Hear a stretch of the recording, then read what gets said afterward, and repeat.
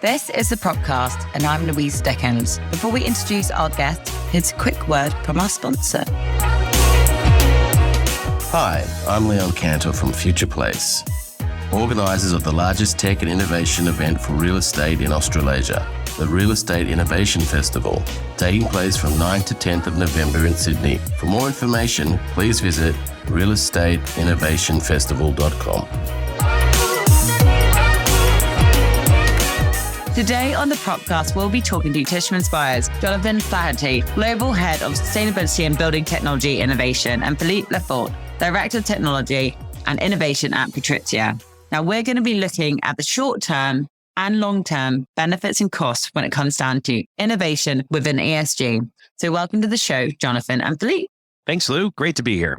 Thanks, Lou. Very happy to be on the podcast. Great to have you both on. So before we start, it's worth noting that our guests on today's show have known each other for quite a long time, and they've both been looking at innovation within smart buildings and sustainability for years. And today they're going to be talking through their journeys to ESG, differences in innovation adoption across different geographies, and the long-term benefits and costs of innovation when it comes down to the asset, the tenant, and of course on our built environment. Now, obviously, there's a few notable smart buildings and ESG solutions out there.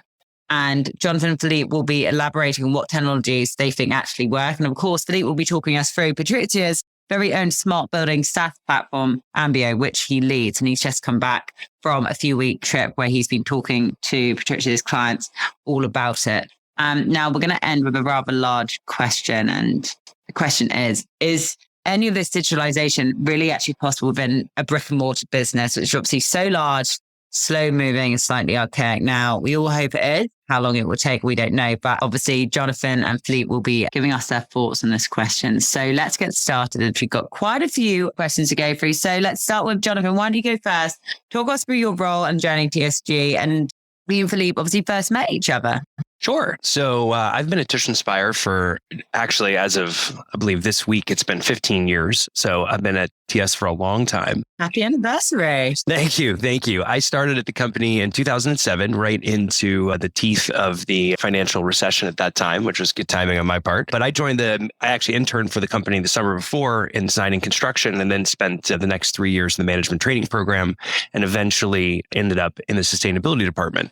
And as part of that, I had the opportunity to go to London a good deal, and I still do in that role. And Philippe was based in our London office, and I got to know him quite well as I traveled over to Europe, and we worked on a whole bunch of projects together, including a bunch of really interesting developments that Philippe worked on for Tishman Speyer in London. So that's kind of how I got to meet Philippe. And in general, I joined the Tishman Speyer Sustainability Department in 2011, and obviously it's 2022 today. So it's been 10-ish years. It's been quite a run. And I guess what I would say to that, interesting thing is I came not with necessarily a sustainability background and going into that, but at the time when I joined the department for Tishman Speyer, it was a very different world. Sustainability was a much smaller corner of the universe. And at the time, it was clear, I certainly thought that it would be an increasingly important force in the future. And this was well before anybody was using the term ESG in the United States. To be clear, it was quite common in Europe even then, but in the United States, that was a term that nobody had heard of in 2011. So it was definitely still sustainability. And it seemed to me like it was going to be in a growth area, but it took a while. Obviously, in the last 2-3 years, ESG and sustainability have been top of mind, but that wasn't the case for a long time in the early 2000s and early 2010s. But anyway, that's a long way of saying that's how I ended up doing this for Tishman Speyer and how I got to meet Philippe. Quick question. So when you joined, how big was that sustainability team and how big is it now? When I joined the team, I was one of two, and the other person left soon after, and I hired another person, but basically two. And today we are 5. We have 4 people in London and 1 in New York. So 2 to 5 over the span of 12 years. Amazing. Thank you for that. Okay, right now, Philippe, talk us through your role as well at PATRIZIA and how that's changed as well. And also, our audience who don't know the product, if you give an introduction of what the SaaS solution is, that'd be fabulous. Absolutely. Maybe my role first. I joined PATRIZIA about 2 years ago, the tech and innovation team, with pretty much a blank sheet of paper, but the mission to tackle smart buildings. And basically, smart buildings is a big word.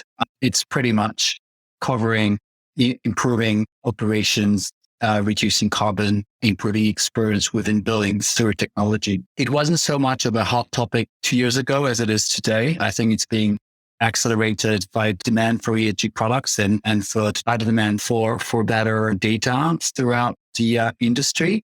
But essentially, 2 years ago, we started from the fact that we needed to understand our buildings better. And when I mean understand, it means we need to understand how good the tech infrastructure was and how good it needed to be. We quickly realized that there was no such tool in the market and that we had to build it.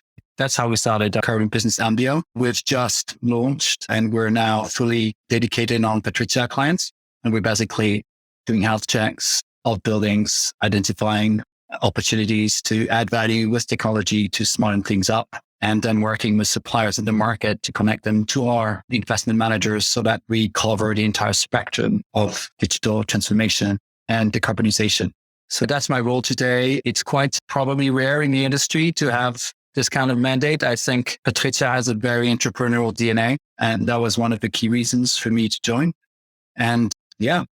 Awesome. Thank you for that. Now, you both previously started in the capital markets side and both obviously now looking at obviously making buildings, like you said, Philippe, obviously giving them health checks, making them obviously more focused around sort of ESG, what emissions they have. For people listening in, why are both your businesses now focusing on ESG? Why are they growing at those teams? Why are they looking at sort of more innovation? Is it due to them, as we spoke before we actually recorded this podcast, is it more thinking about, as we said, fearing the end of the world? Obviously, climate change is a big thing. Is it about long-term equity of the client? Is it people worrying about when they can sell it and rent it in the future? Like, how does this all tie in? What?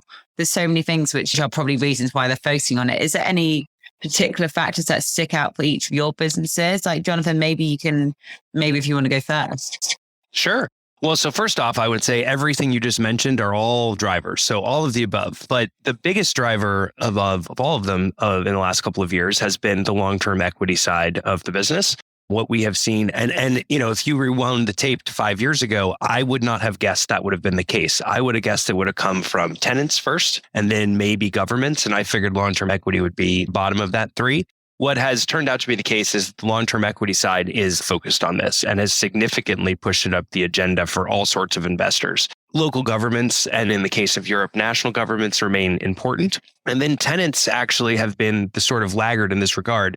There are definitely tenants that care, and there are definitely tenants that are very focused on this. But as a broad matter, the big push to have more people do this in our company and to generally focus on this has been beyond just the fact that we think it's good business, has been driven by the long-term equity side of the equation, where we see lots of investors thinking about this, and not just thinking about this, but asking questions about where buildings will be in 10, 15 years, what's the ability to sell that building in the future based on future regulations, carbon and otherwise. We get asked questions like, will this building be obsolete in 10 years? That's a pretty crazy question, because I can tell you the answer from a technical standpoint is no. The elevators will still go up and down. It's still a lovely building. It has a nice lobby, et cetera, et cetera. What they mean by obsolete is I can't rent it and I can't sell it.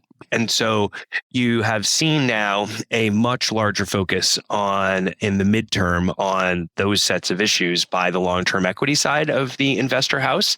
And those folks would like to know with a great degree of confidence that 10 years from now, the building they're buying today will retain its resale value, will still be leasable. And all of those questions circle around, is this building going to make the cut, as it were, in the sort of flight to quality and flight to carbon-free or low-carbon economies in the future? And so that push has been very clear and has driven a whole bunch of changes within the business. I will also say, why is that happening now? Yes, it is absolutely the case, of course, as we read in the paper, that things have unfortunately gotten worse, not better on the climate change and global warming front. But I don't really think that's what's driving the change, meaning that was pretty clear 3 years ago or 5 years ago, and that wasn't necessarily what is driving that today. I think for a lot of folks, it's much more the clock has gone on long enough now that basically, and to give you a quick example, if I buy a building, or we, the company, buy a building today and the hold period is 10 years, which would be pretty standard for a lot of long-term equity investors, that means today is 2022. That means I'm selling that building in 2032. And selling that building in 2032, when you look at 10 years into the future, you now see that the person you're selling to will very likely also have a 10-year hold period. And so they're going to hold it from 2032 to 2042. That owner, that next owner, is in the teeth of basically having to make the changes to the building from a carbon and otherwise standpoint. And so if we buy a building today and sell it in 2032, the owner in 2032 is going to ask us, is this building ready to go for the future? And if it isn't, you're going to see a significant haircut in pricing. And so basically, you're now at the point where the next owner is basically tomorrow, and that owner is going to own it when all of the regulations related to carbon and decarbonization and low energy and everything else are going to hit all across the world. And so a lot of that drivers is just the time is up and the future is here now. It's interesting what you're saying. And Philippe, obviously, as someone who's now selling a software solution, like obviously regulation's going to change. The climate's going to have more of an impact on the built environment. But equally for us, there's still no definite time frame in when we can actually see when the products that are working, that's when they're actually adding value to the building or reducing their emissions. Because like how many proof of products do we have out there? How can we say, yeah, or you'll start getting value out of it or start reducing emissions in 5 years? It takes forever to also perfect the product or make it tailored to a building. Philippe, what have you seen? Obviously, PATRIZIA is very much more focused on, say, Europe. What changes have you seen? What's the sort of big focus of why PATRIZIA is obviously very forward thinking, but really sort of pushing forward on this sort of smart buildings, ESG focus? I would mention the same mega trends as JP. So, on one hand, you've got more demanding capital. On the other hand, the expectations from tenants are also increasing, and that's also moving the needle in terms of what people want from space. It's no longer just, a lease that you sign for 10 years with,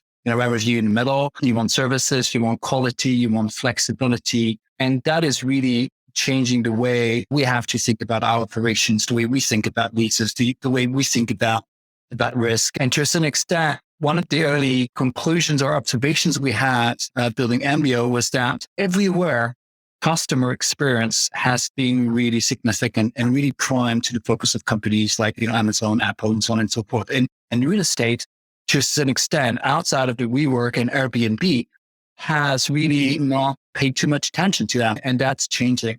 I would say on top of these two trends, I think technology is definitely coming, and we'll talk about that later, that to change the way people operate, the way people use buildings, the way just we live throughout buildings every day. We're no longer working 100% of the time in the office. This has significant implications and so on and so forth. So all of that together is actually quite a complex situation to figure out. I think COVID has been a very big booster, and we're still trying to figure out the implication of that, because there's a lot of elasticity in the markets. Not, like the leases don't get terminated overnight. There's still quite a bit of runway on the leases yet throughout, main metropolitan areas. So we'll have to see what the world looks like in a couple of years. And I think that will be quite different from the way it looks today. Going back to what JP was saying about the fact that, sustainability wasn't so much a focus maybe 5 or 10 years ago, and now it's really under the spotlight. I think of the quote from Dornbusch that says, in economics, things take longer to happen than you think they will, but when they do happen, they happen faster than you think they could. And I think we're living one of these moments where all these mega trends are converging together and accelerating how we have to adapt as an industry. And going back to obviously what JP said earlier about obsolete buildings, people obviously worried about that. Can either of you and JP can go first? Are there any examples for our audience where there are use cases where you've managed to maximize the asset value? Or previously when we hopped on this podcast, you spoke about making an asset a green core plus asset to avoid haircuts on exits. Can you talk us through? Because you obviously, when we were having our get together before, you explained to me what this actually means in sort of layman's terms. Can you give us an example of how you can avoid this, and also what you mean by a haircut on exit? Sure. The haircut on exit is just the idea that the building should be worth a particular number upon exit based upon the rents that you're getting in the building, right? So if all the rents add up together to a certain NOI, the value of the building based on the cap rates in the market will be X, right? Or it should be X. And so the idea is, if you're not getting X, then the market is valuing your product below the logical value that the market is assigning to other buildings. So why is that happening? And so what we're trying to avoid is any situation where we're selling a building for less than what it should be worth based on the prevailing market in that particular locality today. And so the idea here is that if we're going to take a building, and so Tishman Speyer has mostly done what's called the value add business. We have core business as well, but value add's the idea that you're buying an asset that needs something to happen, right? Whether that be a new lobby or all new tenants or a complete repositioning of the building with new facades, any number of things, certainly capital being spent to reposition the building in some way. And when you do that, you buy the building, you do all of those things, then you sell it into the future.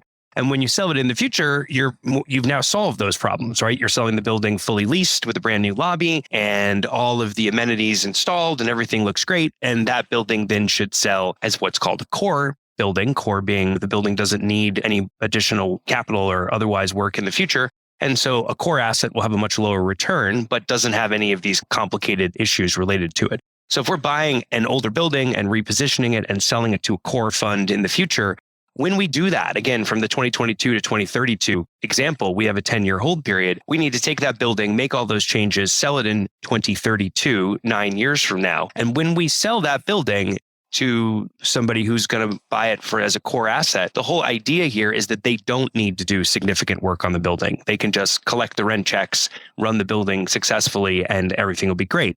In order to do that, we need to sell that building to the owner in 2032, ready to go for all future carbon regulations, ESG requirements, et cetera, et cetera. And so if you're buying buildings today and you're not thinking about the next owner and thinking about what that market looks like in 2032, then you're likely going to miss the mark when you sell the building in 2032, because you really got to predict what the market will value that building at far into the future. In the old days, the answer was it was all about the rent roll. Today, it certainly remains 95% about the rent roll, but a chunk of that is also, does that next owner have to do additional things, make it net zero, get it low energy, whatever those things might be. And so we see very clearly today that if you're going to sell a building in 2032, you've got to do all those things right now. And so that means the world of very low energy buildings and very low to net zero carbon buildings is, if you think the market's going to value that the way we pretty clearly see in the late 2020s and the early 2030s, then essentially you have to make those changes to buildings today. And so that is very clearly the case, that the next owner, it doesn't want to deal with those problems, and that we need to solve for those problems right now in the buildings that we're buying and repositioning. And for any owners listening in now, this is actually your final warning from GP. You got to sort it now. Yeah. Or I'll just add very briefly. It's all about that hold period, right? So if you're in the business of buying buildings for 2-3 years, then you might have a little bit more time. But we tend to buy buildings for a longer chunk of time, and our 10-year holds take you well into that world. If you're truly a speculative investor and you're flipping things 2-3 years, then you probably have another 2 or 3 years, but it's not long. And the future is very clear. Agreed on that. I think also we spoke briefly about, teams growing around this. We've seen, at LMRE, we set up our ESG business, pretty focusing on scaling these businesses within owners, operators, and we're seeing so much moving out to everyone. They don't have the knowledge in-house about regulation, ESG compliance and everything like that. So we're seeing a huge movement of people from adjacent and cross industries coming in to sort of help owners, agencies, really work out what they need to do in terms of strategy when it comes down to all their assets. Now, Philippe, back to you. Obviously, you can give a case study if you'd like about what PATRIZIA is doing with their assets, but also, and I'm sure lots of our audience would like to know a little bit more about some technologies that you guys are utilizing internally and externally to basically help maximize an asset value as well, because obviously we can look at the investment side of it. Of course, you get regulation, but also we spoke about technology. That's a big thing that can make a difference too. Yeah, absolutely. And, I think as a segue between what JP said and what I'm about to say, ultimately, whether it makes sense or not to make changes is reflected on the price you're going to buy a property at today. If you buy a building and you have to make a certain amount of CapEx to make it future-proof, it has to be reflected in the business plan. It has to be reflected in the underwriting, because those are things that are usually hard to change down the line. So buying at the right price today is actually critical to be able to create the right value for the future. What we look at in terms of technology in buildings is quite complex. We look at over 40 points, but by and large, we look at 5 verticals, which are decreasing OpEx, facilitating reporting, ensuring data management, mitigating risks, and ensuring security, increasing resources efficiency, and improving tenants' experience. One of the things to realize about smart buildings and I guess property as a whole is that there's no silver bullet. It's not like you're going to pull out one app or one technology or one thing and it's going to change the profile of the investment case. It's complex. Those are complex operational businesses because, in the end, a large building is close to business. But I can tell you a couple of technologies that I believe are very interesting. We are working with several companies now to simply put our HVAC under AI autopilot. So rather than having someone pushing buttons to say the heating, cooling, and ventilation, that's HVAC basically, going up and down or increasing the time it's running for, we just have an AI tracking the weather. And basically weather accounts for about 80% of the correlation between demand for heating and cooling in a building. And then again, heating and cooling are the biggest energy buckets in commercial buildings. So that's a big one. That's a big one to do. We're also looking at predictive maintenance in lifts. So we're trying to predict when lifts are going to break. And by predicting what are going to break, we can basically reduce the amount of man hours required to maintain the buildings. And we save money, and basically we can save about 10 or 15% on our lifts management contracts. So that's another way to improve things. One of the things that has been changing with COVID and where we've seen a change when we do large market surveys is also air quality. After COVID, people have started to be much more air quality conscious, and air quality, being the amount of CO2, the humidity, temperature, and potentially the VOCs as well, are a very good proxy for health and well-being. And that in turn becomes a very good proxy for productivity. So if we want to bring people back into the office, if we want people to come to the office and enjoy themselves and be healthy and productive, we have to start looking at air quality. And there we work with several providers to really ensure that we understand what's going on. If you have a meeting in the office and the CO2 concentration goes up, and that has direct impact on your brain productivity, and that's not very good. And basically what we expect is people to be more and more conscious and more aware of these things going forward. Awesome. Thank you for that. JP, is there anything you want to add to that in terms of some technologies which Tishman's using as well? Or we can go on to the final question, which some people might disagree with your answers, but I think it's a pretty good one. Well, just as technologies, look, Philippe talked about a whole bunch of interesting stuff. Many of those things we are looking at or playing with or trying in different buildings. I guess I would say broadly that there is no one particular technology that is something that we're saying across the board everywhere is the magic. I do think indoor air quality has been a big focus and will continue to be in the next couple of years, but that's not per se a technology. And if anything, it's more just monitoring that than it is changing things today. I guess you could call indoor air quality monitoring is obviously a technology and has been around for a while, but that is certainly having its moment in the sun. But I would broadly say, I don't think there's one particular technology that's going to drive to this to get the kind of extremely low energy, low carbon buildings that people would like in the future. It's a combination of kind of everything working together to get to that outcome. If there was one magic bullet, then that would have been widely disseminated by now and everybody would know it. I personally think to get there for most building, and this is the wrong term, but the best thing I can think of is death by 1,000 cuts, except not death, zero carbon by 1,000 cuts, right? Like you got to get a little here, a little there, and a little everywhere to be able to get to that super low energy, low carbon future. And to go on to our final question, and this was one which obviously us three spoke about and people might disagree. I think obviously lots of founders of tech business will say, yes, of course we can transition. Other people might be slightly more skeptical. We mentioned about transitioning a brick and mortar business to a digital business is almost impossible. That's obviously the cynic in all of us. But we need to make it work. That's for obviously all the optimists, us trying to save the planet and get the most value out of assets for those economists out there.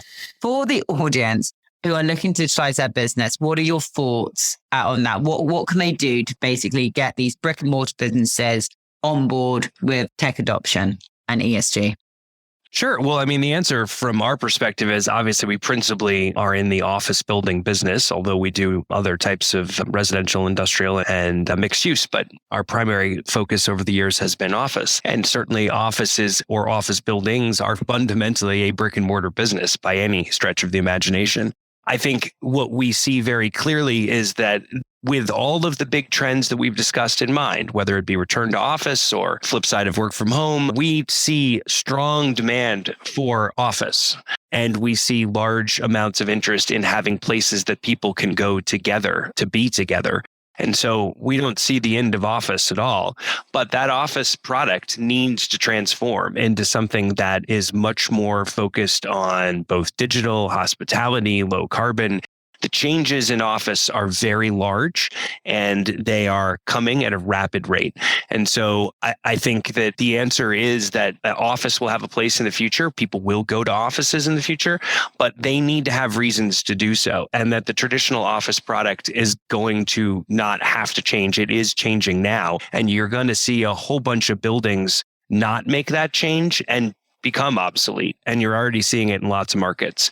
And so I think very strongly the future of office looks good, but you're going to have to invest in that product, continue to transform it, and be very clear that the past is not going to work in the future in that space. Yeah, I think I can also speak as like a tenant. I have changed offices since having LMRE, I think 5 times. In my previous business, Lloyd May, we had a long lease, we then went to Flex, and we keep on changing, but also everyone in our business, we're only 50-person business, but they keep changing what they want and we keep trying to keep up. We keep trying to retain people. But also for me, from working with different clients, what employees want, they are super appreciative of, say, you mentioned a healthy business, a healthy building, but a healthy environment. You mentioned about air quality earlier, amenities, all these things. It is something which especially millennials and Gen Zs are really looking at as well. So I completely echo everything you both said. And Philippe, what about you? Do you agree with JP on that, or is there anything you want to add? Yeah, I do. We're slightly more diversified with the asset classes we look at, with obviously about a third in resi, a third in commercial, and last third is logistics, retail, hotels, and so on. I think by and large, in a mature economy, the way you generate growth is through increased productivity. And the way you increase productivity is with technology. And so I think in the future, if you're not a tech business or largely tech-enabled business, is going to be very hard to be competing against other businesses that can do things faster and cheaper. I mean, this is what it comes down to. So I think, depending on whether you are a long-term player or a short-term player, it also depends. I think we're both lucky to be working for businesses that have a very long view in terms of their existence and that are capable of making long-term investments for their own sake, which I think is essential in this environment. Yeah, but I can say, when you look at businesses like Airbnb or WeWork, they are probably the most significant real estate businesses of the past 10 years. And we might see more of those becoming always more relevant to real estate and how we basically occupy buildings. And yes, there's definitely a threat. There's definitely a threat to real estate. But again, real estate is a complex business with very complex stakeholders, networks, and complex processes. And those are not easily replaced with technology. So real estate is not threatened to be the next e-commerce or the travel industry, because it just doesn't work. People just don't want that.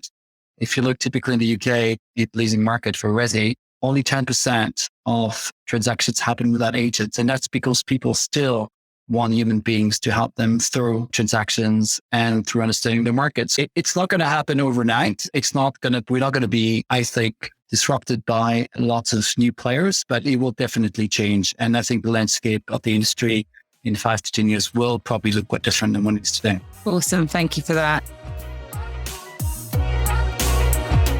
We've come to the LMRE part now, but first, here's a word from our sponsor.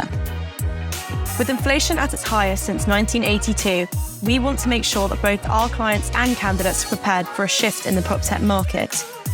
A huge advantage of our consultants being 360-degree prop tech recruiters means that we can communicate regularly on both sides of the business. Our job is to make both the hiring process easier for clients and the job searching process easier for candidates. In short, a recession can be intimidating, unpredictable, and tumultuous. But it doesn't need to be. We at LMRE are here to help.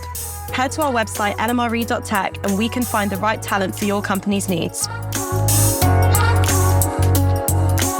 Now, how we end the podcast, and I'm very conscious of time. We've gone over our 30 minutes. So It's to finish the LMRE part. So I will break it down and I'll ask you guys each one of the questions. So JP, why don't you start off with the L part, which is what sort of a main lesson you've learned, which you'd like to share with us during your career? Sure. I guess that's an easy one for me, which is you never know where your career is going to go. If I had made the goal out of grad school to be the head of sustainability at Tishman Speyer, I never would have gotten that job. You never know where life is going to take you. You have to be ready for twists and turns and all sorts of interesting places that it could go. And I guess the lesson learned is be flexible and know that there's all sorts of fascinating opportunities out there in the world if you just give it an opportunity to kind of play out without your direct guidance all the time. I love that. Thank you for that, JP. Right. The M part, and this one's for you, Philippe. Is there any product service you'd like to give a shout out to? Yeah, I'm going to be, I don't want to sound out of place, but I think I'm going to give a shout out to Ambio and the team. My team has been working really, really hard to basically launch a product over the past few months. It's one of the hardest things you can do in your career, and it's been a great journey. So yeah, shout out to the Ambio team. Awesome. Thank you for that. Okay, right. JP, what's been the most rewarding part of working within sustainability? Yeah, well, I mean, that's also, I'm going to give what I would argue is the lame answer, but I personally have had a mostly rewarding to work in both PropTech and sustainability and just all the really interesting and awesome people I've met over the years, all over the place around the world. It's been a great journey. This industry and these particular silos are filled with fascinating people doing all sorts of really interesting work around the world. And so I've just really enjoyed meeting all sorts of people along the way and have kept many of those relationships and friendships going over the years, Philippe being one of them. And yeah, I think it's the people. Love that. And last but not least, okay, Philippe, what are you most excited about for the future of the sustainability and smart building space? I think there are people who like driving on the motorway. Some people like driving in the bushes 4x4. I'm definitely the latter. I like when things are not straightforward and when change is happening. And I think PropTech and technology and ESG is basically creating dislocation and growth and value add opportunities in our industry. And at the end of the day, our job is to add value for our investors and to serve our tenants in the best possible way. And I think that is basically creating more opportunities and more complexity also to navigate. And I think that's extremely enjoyable. And I'm very excited the next couple of years or even the next couple of decades, to be honest, because I think there will be a lot to be done and a lot of work to do in that area. And the goal to add value into reduce carbon and to get to net zero or even zero carbon, because I think that is the true game, is super exciting. It's a big challenge. Big challenge, but we're up for it. Listen, both of you, thank you so much for joining the Propcast today. It's been great to hear from both of you and looking forward to catching up with you both after the show. But thank you for sharing all your knowledge and insights. I'm sure you'll have a few reach outs from this, as people have no doubt a few further questions. But thank you. You bet. Thanks for having me. Thank you very much for having me.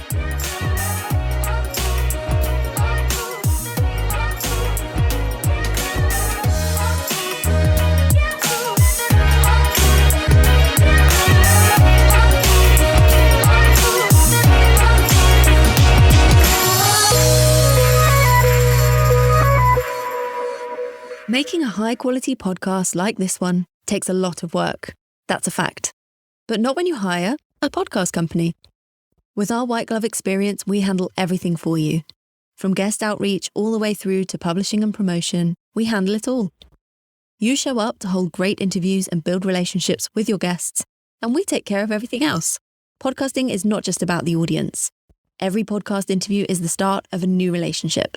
With a weekly podcast, you'd build relationships with 52 ideal partners or prospects through your podcast interviews over the next 12 months. Do you believe that 52 new relationships would help grow your business? We do. Contact Jason at apodcastcompany.com and let's talk.